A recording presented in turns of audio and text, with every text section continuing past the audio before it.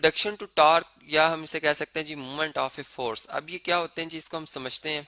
आम लाइफ की बात है कि जैसे हम घरों में एंटर होते हैं, दरवाज़ा खोलते हैं या बंद करते हैं, तो हम एक हैंडल लगा होता है जी दरवाजे पे, इसको जब हम अंदर की तरफ धकेलते हैं तो दरवाज़ा हमारा इस तरह से मूव करता है अंदर की तरफ, या खोलने के लिए हम बाहर की तरफ मूव कराते हैं। तो ये बेसिकली इसको टॉर्क का नाम दिया गया। अगर हम अब इसकी कंस्ट्रक्शन को देखें तो ये दरवाज़ा जो है इस दीवार के साथ यहाँ पे कब्जे लगे होते हैं, जिनके यानी जो इसके एक्सिस ऑफ रोटेशन कहलाते हैं। और इसका अगर मोशन देखें तो ये एक रोटेटरी मोशन है, यानी इसमें जो हमारे पास ये रिजिड बॉडी है, इसके एक जो पार्टिकल्स जो कि इस लाइन में आ रहे हैं, ये सारे उस इस लाइन में फिक्स होते हैं, बल्कि इसके जो बाकी पार्टिकल्स हैं वो क्या होते हैं जी, वो सर्कुलर पाथ में मूव कर रहे होते हैं। तो इस पूरे मोशन को हम कहते हैं कि ये रोटेटरी मोशन है। तो अब इस टाइप का जो मोशन होता है दरवाजे का, इसको हम कहते हैं टॉर्क। और अब अगर हम इसको देखें तो इसमें ये जिस पॉइंट के ऊपर मैं फोर्स लगा रहा होता हूँ, यानी ये मेरा पॉइंट ऑफ एक्शन है, इसे हम पॉइंट ऑफ एक्शन कहते हैं जी। इसे मैं ए से जाहिर कर देता हूँ। और ये जो कब्जे लगे होते हैं, हेजिस लगे होते हैं, इसे पिवट कहा जाता है। तो अब इस पॉइंट से लेकर, पिवट से लेकर यानी फिक्स पॉइंट से लेकर जिस पॉइंट के ऊपर हम फोर्स लगा रहे हैं, ये जो परपेंडिकुलर डिस्टेंस होता है, यानी फोर्स का, यानी फोर्स जिस पॉइंट पे लग रही है परपेंडिकुलरली लग रही हो, तो ये जो परपेंडिकुलर डिस्टेंस होता है, इसे हम कहते हैं कि ये हमारे पास मोमेंट आर्म है। अब ये जो मोमेंट आर्म है, ये जितना हम ज्यादा रखेंगे, मोमेंट आर्म जितना ज्यादा रखेंगे, उतनी ज्यादा टॉर्क जो है वो हम प्रोड्यूस कर सकते हैं। यानी हम यूं इस बात को समझ सकते हैं कि फर्ज करें मैं एक और दरवाजा लेता हूँ जी, और इसमें मैं ऐसा करता हूँ कि इसमें जो आप देख सकते हैं कि इस दफ़ा जो इसका हैंडल मैंने लगाया वो इसके इस हेज के बहुत ही नज़दीक लगाया। अब दोनों पे अगर मैं 10 न्यूटन की फोर्स अप्लाई कर रहा हूँ, यहाँ भी 10 न्यूटन और यहाँ भी 10 न्यूटन, फ़र्क सिर्फ ये मोमेंट आर्म का। यहाँ पे मैं कहता हूँ कि ये 20 मीटर है, या चले इसको 2 मीटर कर लेते हैं कि ये हमारे पास 2 मीटर है। और यहाँ पर ये वाला जो फासला है, ये हम कहते हैं चले 1 मीटर है, कुछ कम कर लेते हैं। तो अब आप देख सकते हैं कि इसमें जो टॉर्क प्रोड्यूस होगी, प्रैक्टिकली भी हम देख रहे होते हैं कम प्रोड्यूस हो रही है बी दरवाजे में, और ए दरवाजे में ज्यादा प्रोड्यूस हो रही है। अगर हम मैथमेटिकली देखें तो टॉर्क, जिसको टा से जाहिर किया जाता है जी, ये फोर्स और डिस्प्लेसमेंट का जो है होता है प्रोडक्ट होता है। चूंकि वेक्टर क्वांटिटी, इसलिए यहाँ पर हम क्रॉस का निशान लगाते हैं, यानी इसमें डायरेक्शन भी जो है वो एग्जिस्ट करती है। वो कैसे आएगी इसको भी हम समझते हैं। देखें इसमें फोर्स जो है इसकी मैग्नीट्यूड, यानी यहाँ पे टॉर्क की मैग्नीट्यूड बता रहा हूँ जी 10 न्यूटन है, और डिस्टेंस जो हमने रखा है मोमेंट आर्म वो 2 मीटर रखा है। तो ये हमारे पास जो टॉर्क प्रोड्यूस होगा वो 20 न्यूटन मीटर होगा, जो कि हम यहाँ से देख सकते हैं कि कितना टॉर्क प्रोड्यूस कर रहे हैं हम।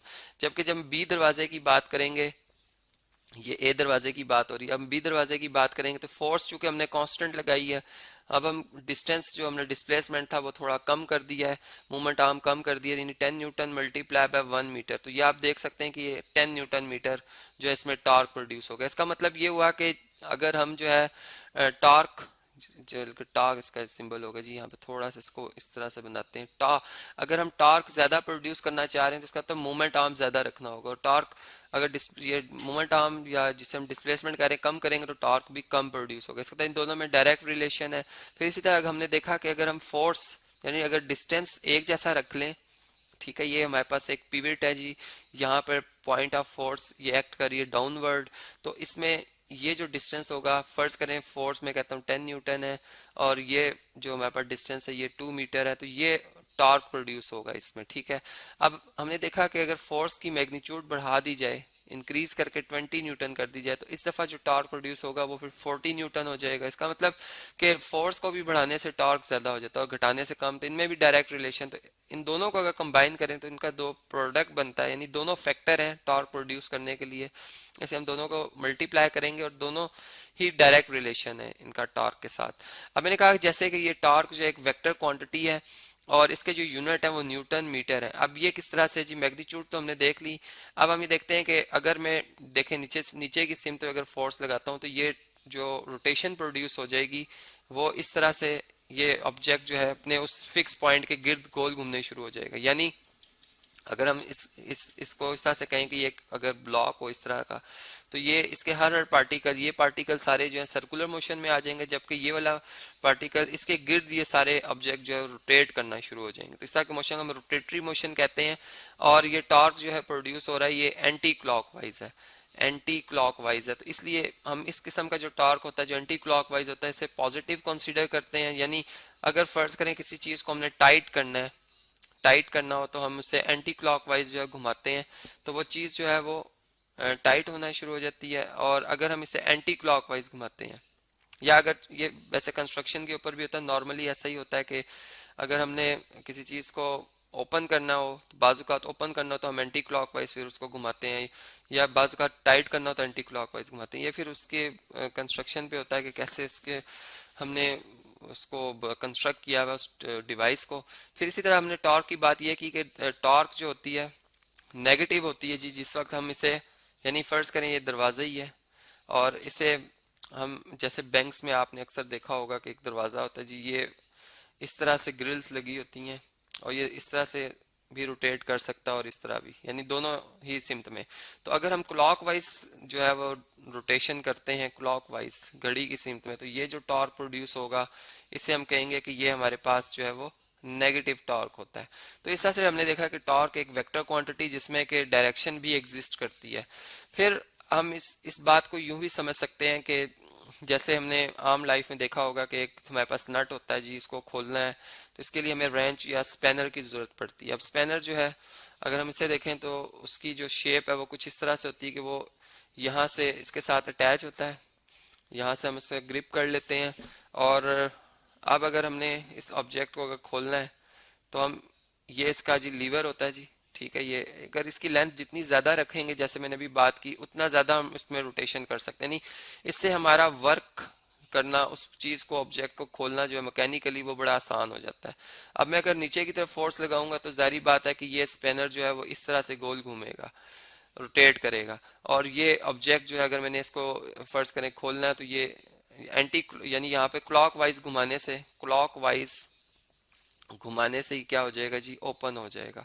और अगर मैंने इसे टाइट करना हो, ठीक है, तो मैं क्या करूंगा कि इस स्पैनर को इस पे जो फोर्स लगाऊंगा अपना हाथ इस दफा में इस तरह से यहाँ से ऊपर की तरफ फोर्स लगाऊंगा, यहाँ से इस तरह से।